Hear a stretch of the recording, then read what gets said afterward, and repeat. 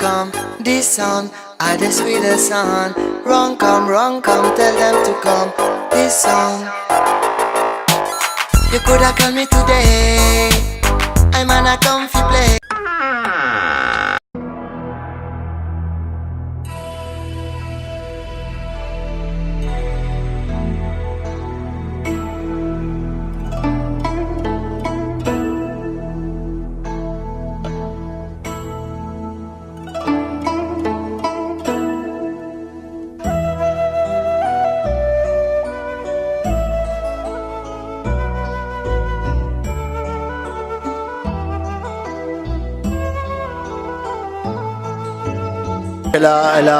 Elle a quand même une sensibilité pour la photographie, pour tout ce qui est graphique. Elle est graphiste. Et je me suis dit, waouh, si un jour on me propose une expo, j'aimerais bien faire une expo de ce qu'elle a vu de Hong Kong et ce que moi j'ai vu.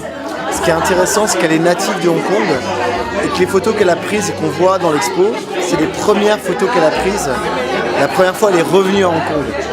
Et que moi, ce sont les premières photos que j'ai prises lorsque je suis arrivé à Hong Kong. Et c'est ça qui m'a plu en fait dans l'idée. L'idée, c'est juste de montrer deux regards croisés de deux personnes qui sont d'horizons différents. Elle est née à Hong Kong, moi au Chili. Et quel regard on peut avoir sur une ville, mais qui n'est pas seulement qu'une ville en fait. Parce qu'il y a des îles, il y a la mer, elle est entourée de mer.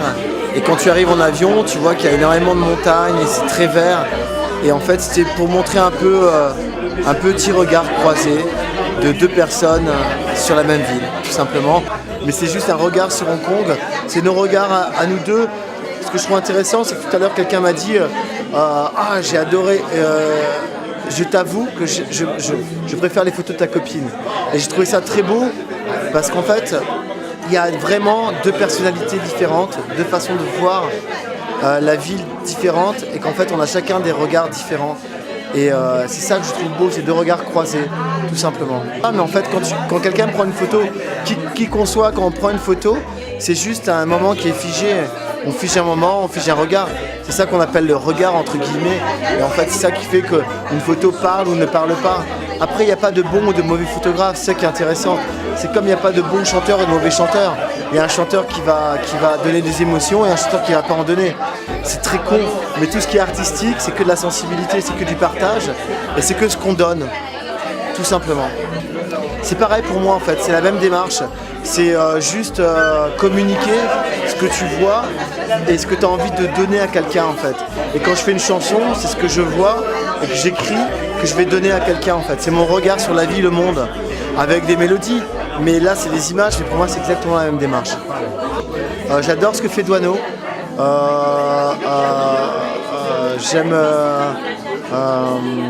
J'aime des écrivains aussi. En fait, c'est drôle parce que quand on parle d'image, je pense écrivain parce que j'adore ce que fait Kerouac, Jeanne Fonté, Charles Bukowski, toute cette école-là en fait, qui est très très imagée, qui sont des images un peu brutes, qui sont la rue, qui sont les gens, qui sont des vies. Et en fait, pour moi, c'est des images aussi. Il n'y a pas que des photographes en fait. Il y a un photographe français, il y a des photographes français qui m'influencent beaucoup. J'aime beaucoup la démarche de Yann Arthus Bertrand en ce moment sur ses films, sur ce qu'il fait en vidéo.